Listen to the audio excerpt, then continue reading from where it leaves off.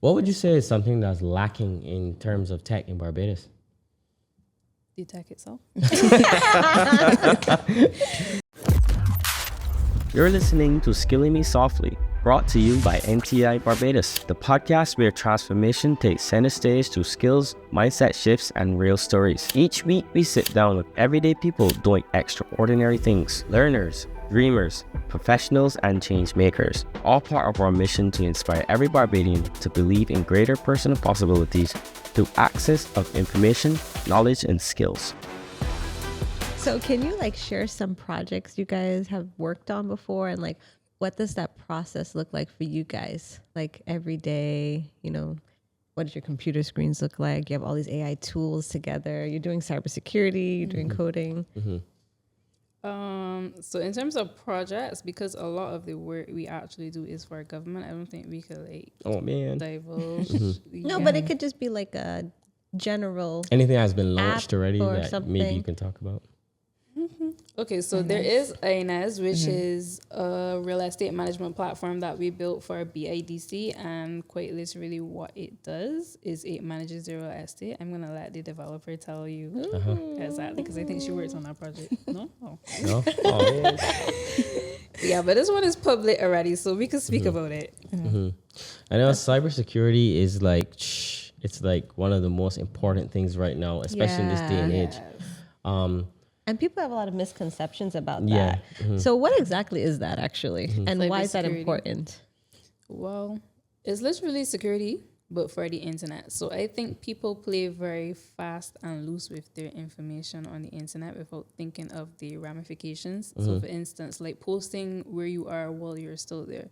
That is a thing that seems small to persons, but if you're somebody that's powerful, that could be very dangerous, because it's oh, that's where she is. Let me just go and see what she's up to. Stuff like that. As well as passwords. So I think a lot of people don't take their passwords very seriously. I don't want to call either you, but I'm sure y'all probably have a couple real bad or weak passwords, or 5 of your applications are using the same password. So here's the thing. It would kind of be if you could unlock your house, your car, everything with one key.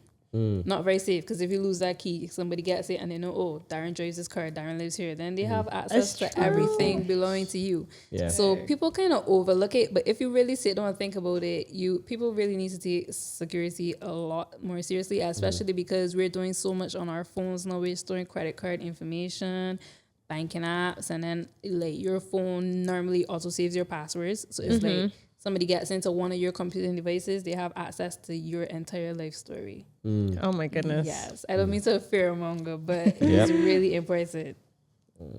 Yeah. So we need more people like you to help secure us. It seems to have had a surge of young people getting into cybersecurity since COVID. I've seen a lot of my friends, even in the videography field, they said, hey, I'm starting to get into cybersecurity. And I'm like, well, that's great. I mean, it seems to be a huge future for it. So, Yeah. Is there an increase in jobs for that lately in Barbados? To be honest, I'm not on the job market, so I can't see. Oh, right. That's looking. true. That's a good But answer. I will say that with the with the rate at which tech is increasing, you have more people using tech and more stuff being transferred to a tech platform. The need for security increases, and I think people are also finally coming to grips with we actually need to be more secure, because I don't think even when the technology was being built in the first instances, nobody was taking cybersecurity seriously. It's true. Yeah. Nobody was thinking about it. It was just oh yeah, this new thing, we could do all of this on a computer. Great. Yeah. Yeah. what would you say is something that's lacking in terms of tech in Barbados? The tech itself. So we need more bright minds like you. Yes. And people like developers and or even stuff like how you can, so for instance, you can do it now, but I know that for a while, persons in the supermarket operating the tills, they would look at you confused if you try to pay with your phone, but that had been a thing over So several true. months. And they were what are you doing? You can't do that. Yes. But the same NFC technology that is inside of your card is inside of your phone. yeah. So and if you are overseas in New York, you can pay for the bus with your phone. You can pay for almost anything with your phone. Yeah. I would love to be able to do that here in Barbados because I very seldomly have cash. Yeah. It's true. But- Like nowadays, who wants to carry cash? You know? Exactly. Yeah. True. So it's just little minor stuff that I would say other places in the world has figured out, and we are still just like really far behind. But even something as simple as being able to order stuff online, or persons having websites. Yeah. Yeah. Yeah. Or even monetizing of YouTube. That's another thing. That's a whole nother topic. Yeah. And so like this kind of lends to the point of like how important it is for the future of Barbados, right? And these professionals who are coming up, what would you say to them? Like, how important is tech, and how important is it for people to learn to be in the tech industry so that we can continue to improve Barbados? It's important because it's something that's not going to go away. In 10 years, 30 years, tech is going to be here. It's going to be evolving. It's going to be even crazier than it is now. So I think it's not something to be afraid of. You have to embrace it and just try your best to learn and get around it.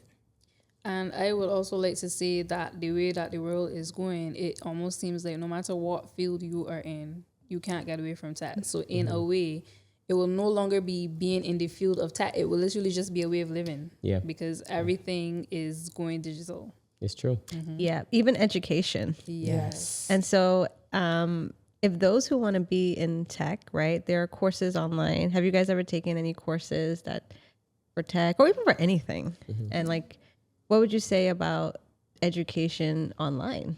I know you mentioned YouTube and TikTok and social, but like an actual course, because, you know, NTI, they have all these free courses online, and, you know, you can be certified, you can do cybersecurity, you can become a coder as well. So like, you know, talking about using education online. I think they're great, especially because they're self-paced. So some persons, they don't just take in all the information at one time. They need to go back and review. And learning online is great for that, because you could rewind the video as many times as you want. If you don't get something the first time, you could rewind it 300 times, and you don't have to feel like you're inconveniencing anybody or sticking up an entire class. You could speed up the video if the professor's speaking too slow for you. You could take your notes and, you know, just learn at your own pace. And I think that is a really great thing to have. Yeah. Same as somebody who's never done a course online. I think that is something I should definitely look into, because as Adéyah said, I could do it at my own pace. And it's something that I could just, let me go and put a little time into doing this course. I think it's great. Yeah, you get certifications for it too, which is like amazing. Yeah. And then so that has me thinking about like education now, right? So do you necessarily need to go to school, have a degree to be in the kind of field you guys are in? Or how do you see education changing in the tech world? I mean, you can answer that one. Yeah, you both. Honestly, you don't, because there are a lot of people in the field of tech today that are experts and they didn't go to college and get a degree. And I think the good thing about tech is that once you learn the actual technical aspect of it in terms of coding, because you could learn one programming language and you might as well know all, because the transfer over to another language is quite seamless. They're very similar. So it's like the same foundation, just different nuances. And that just makes it easy for persons to get into the field. And even in terms of like other stuff, so cybersecurity, you may not need to go and get a degree. You would still have to do a course, because with everything you need education. Nobody knows everything. But in terms of getting a degree and going to school the traditional route, you don't have to. So you could break into the sector without having to go through what would be seen as like red tape. Teyana, do you agree with that? I do agree, because for me personally, I didn't even go to UE yet, or I'm not even sure if I'm going to go to UE, but I got the opportunity to start in the field. I think that you don't need all the education. I think you need a base to start somewhere to know some of the things, but with all the sources you have online, it's really like you can learn it yourself. Wow. That's amazing. And I heard the tech industry is big bucks, right? So it's a good field to be in. They're laughing. They got a lot of money. So yeah, that's good stuff. You have anything else you want to share? No. You guys talk. If you guys have really anything in particular, interesting things. anything else you guys want to share in particular, you know, that maybe can be inspiring to other young people interested in getting into the field of tech, especially young females, you can share it now. Yeah. I would just say be adaptable, be coachable. And as Teyana said, you have to learn because I think a core skill to have is that if you can take feedback and learn from it and build on it, you will do good anywhere. Well said. Do you have any, Teyana, see you in a minute, but do you have any female leaders that you look up to? Yes, but she works with me. So it's like, That's cool. That's a Bajan, and I'm very proud to hear that. Really. yeah, she works with me, and I think that as a young person, also in a leadership role, you could kind of feel like confused or lost sometimes. And whenever I need to understand something, I can always ask her, and she will always give it to me like straight, no fluff, and I love that. That's the best person to have. Yes, I respect that. And I'm so happy that you guys work together. You get that all day, every day mentorship. That's very valuable. And for you, Teyana? She's sitting down right next to me. Aww. No, but seriously, when I first came to TouchStar, I remember seeing Adéyah and I was like, wow, she's kind of a boss woman. Yeah. And I really think she's very inspirational. That's cool. That's the truth. Oh, you got me blushing. And in terms of in any inspiring things to tell future female tech enthusiasts? Don't be afraid of all of the men in the industry. I remember when I had worked my first job in the tech, more so IT. I was the only female intern in the group, and I was like kind of scared. And I realized over time that once you know your stuff and you can prove to them that you can do what you have to do, you shouldn't be afraid. Yeah, move aside, guys. Yep. Woman in tech. Oh, that's awesome. You two are truly, truly inspirational. You know, you guys are doing such great things at young age. And for them, I mean, we have so much to look forward to, the future of Barbados and what's to come, knowing that you two are involved and also all the other people that's at TouchStar as well. So I appreciate you guys also coming. Yeah, thank you guys so much for joining us today. Thank you so much. Yeah, continue to Hopefully we'll come back and strive. have you guys again at some point, and we'll follow along your journey and see you. The We'll next hear steps. from your boss too at some point. Ramon gets to share some of his inspiration with us as well, and how he started his company. So yeah, thank you both so much. Continue to do well, and we'll see you again soon. Thank you. You're welcome.